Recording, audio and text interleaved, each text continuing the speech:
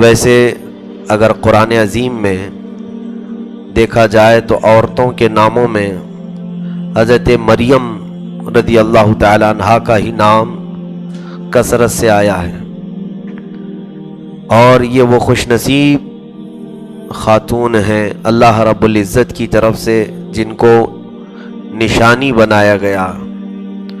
اللہ تبارک و تعالیٰ کی وہ ایک آیت اس طور پر کہ اللہ تعالیٰ نے ان کو ہر طرح کے عیب سے پاک رکھا، اور پھر جب وہ جوان ہوئیں تو اللہ نے ان کے بغیر کسی مرد کے چھوئے ہی انہیں حاملہ بنایا، اور اس کے بعد پھر ان سے بچے کی ولادت ہوئی، وہ حضرت سیدنا عیسیٰ علیہ السلام ہیں۔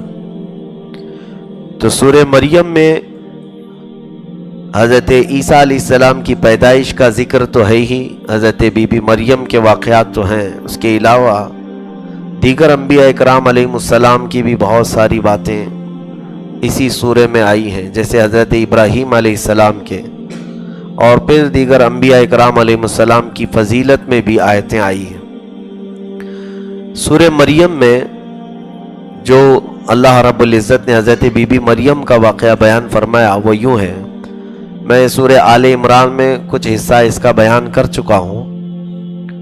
حضرت بی بی مریم کی پیدائش کا قصہ آل عمران میں ہم نے بیان کیا، لیکن جب یہ جوان ہوئیں، اور یہ بھی ہم نے بتایا تھا کہ بیت المقدس میں ان کی پرورش ہوتی رہی حضرت زکریہ علیہ السلام کے تربیت میں، ان کی سرپرستی میں، تو جب یہ جوان ہوئیں تو اچانک ایک دن ایک فرشتہ ان کے پاس آیا۔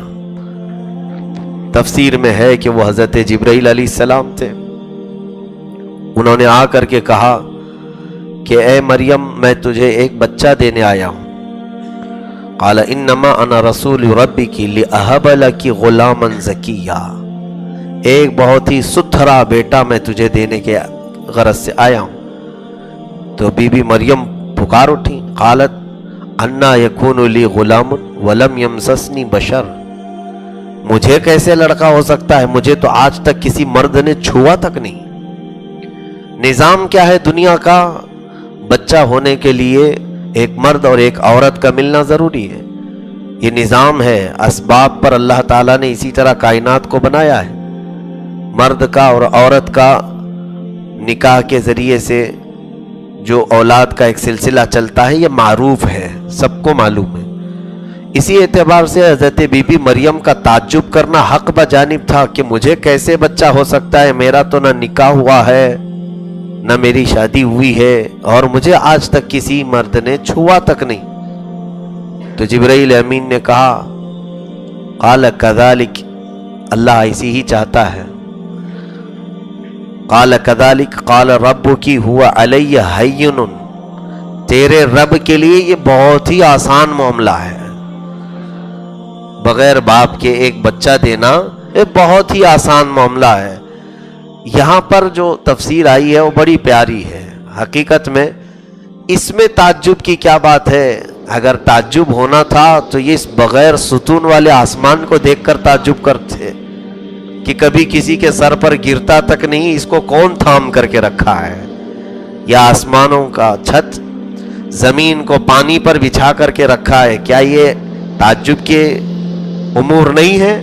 اللہ تبارک و تعالیٰ کی قدرت کے بہت سارے ایسے کام جو ہماری عقل میں ہمارے دماغ میں آ نہیں سکتے۔ تو جبرائیل امین نے کہا تیرے رب کے لیے یہ کام بہت ہی آسان ہے، یعنی بغیر باپ کے ایک بچہ دینا۔ جیسے کہ پچھلی تفسیروں میں آپ نے سنا ہے کہ پتھر سے اللہ نے کیا پیدا کیا، اونٹنی پیدا کیا، حضرت صالح علیہ السلام کی اونٹنی پتھر سے۔ تو یہ چیز اللہ رب العزت کے لیے کوئی بھی ناممکن نہیں، اس کے لیے بعید نہیں، وہ جب جیسا چاہے مولا تعالیٰ اپنی قدرت کا اظہار فرمائے۔ تو حضرت بی بی مریم کو انہوں نے کہا کہ تمہیں اللہ تبارک و تعالیٰ ایک ستھرا بیٹا دینا چاہتا ہے۔ پھر حضرت جبرائیل امین نے ان کے جسم پر پھونک ماری، اس طرح پھونک دیا تو وہ حاملہ ہو گئی اور حمل ٹھہر گیا۔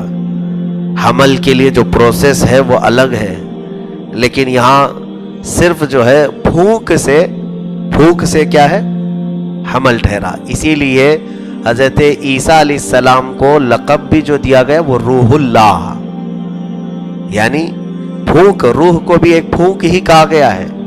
وہ رب تبارک و تعالیٰ کی طرف سے ڈالی گئی ایک پھونک سے پیدا ہوئے ہیں. حضرت بی بی مریم حاملہ ہوئی، حاملہ ہو گئی، کسی نے آپ کو دیکھا نہیں اور کوئی چھوا نہیں. ہاں البتہ آپ کے ایک چچیرے بھائی تھے جن کا نام بھی یوسف بتایا گیا ہے، یا واللہ عالم جو بھی نام رہا ہو. تو انہوں نے دیکھا، محسوس کیا بی بی مریم کو. تو مریم کی پاکی اپنی جگہ پر، کوئی سوچ بھی نہیں سکتا تھا مریم کے متعلق. لیکن انہوں نے کہا کہ اے مریم، کیا کبھی ایسا ہوا ہے کہ زمین میں بغیر بیج ڈالے فصل آ گئی ہو؟ اشاروں میں انہوں نے بات کی. حضرت بی بی مریم نے کہا کہ ہاں کیوں نہیں، اللہ اگر چاہے تو بغیر زمین کے بھی فصل نکال دے. بغیر بیج کے دور کی بات ہے، بغیر زمین کے پتھروں میں وہ فصل نکال دے کسی بھی جگہ. رب تبارک و تعالیٰ کے لیے یہ کوئی چیز بعید نہیں ہے. تو بہرحال یہ بات ہوئی. اس کے بعد جب حمل یعنی وضع حمل کا وقت آیا، ولادت کا وقت آیا، تو اب وہ جو درد ہے، اس درد کے شدت کے بعد جو ان کے زبان سے الفاظ نکلے وہ قرآن میں ہے. وہ کہتی ہیں فناداها من تحتها اللہ تحزنی وقد جعل ربک تحتکی سریا.